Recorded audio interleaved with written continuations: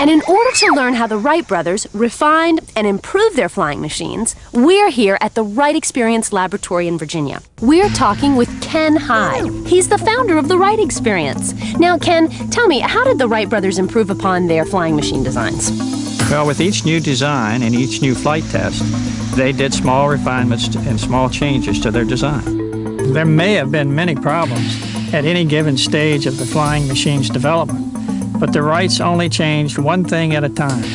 They were never confused about which change was causing which result.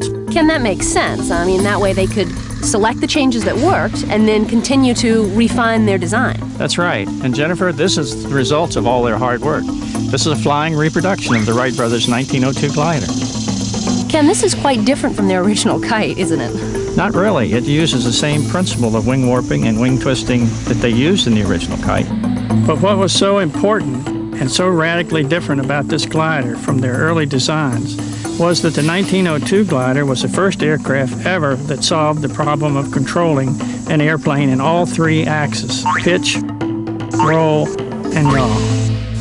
Okay, Jennifer, this is a control for the elevator which controls the pitch, which is the up and down movement of the aircraft. Control roll, I can shift the hip cradle back and forth. Watch how the wings twist.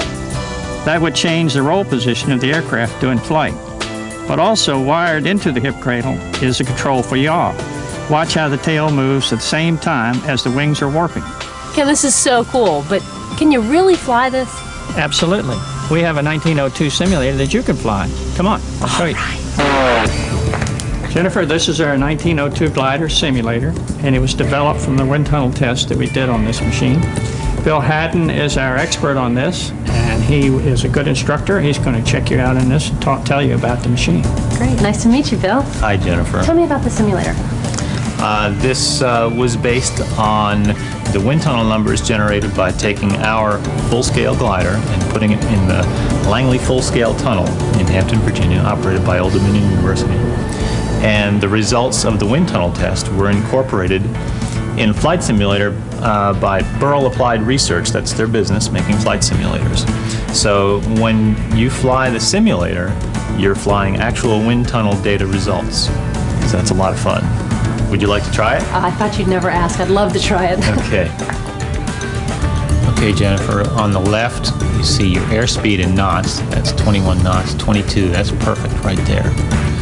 Airspeed control is critical. If you get too slow, it'll stall, and too fast, it can dive into the ground. And it's just elevator control and hip cradle. When you move the hip cradle, you're warping the wings to control roll, and you're also getting rudder movement with it. Well, it took some practice, and it wasn't real comfortable, but I think I got the hip thing and the elevator thing going. I was finally able to make a glide that lasted about 63 seconds.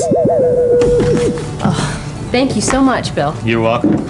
Well, how was it, Jennifer? Oh, Ken, it was incredible. It was incredible. I'll tell you, it was a little uncomfortable, and it was kind of difficult to maneuver, but I can really relate to how the Wright brothers must have felt. They had a lot of stamina in order to be able to do this. They sure did. And this 1902 glider, all of their innovations are in this machine, is what they were striving for. By 1903, the Wrights were ready to add an engine and propellers. The Wright brothers' breakthrough in propeller design came when they realized that a propeller was merely a wing in rotation in a helical pattern, creating lift in the forward direction. Once they saw the propeller in this way, they were able to use their wind tunnel data about lift and drag to design an efficient propeller. Jennifer, we also have a simulator of the 1903 Kitty Hawk flyer. Would you like to fly this machine? Of course I would, Ken. Now, while I take flight on the 1903 flight simulator, why don't you check out how to build your own flying machine and test its performance?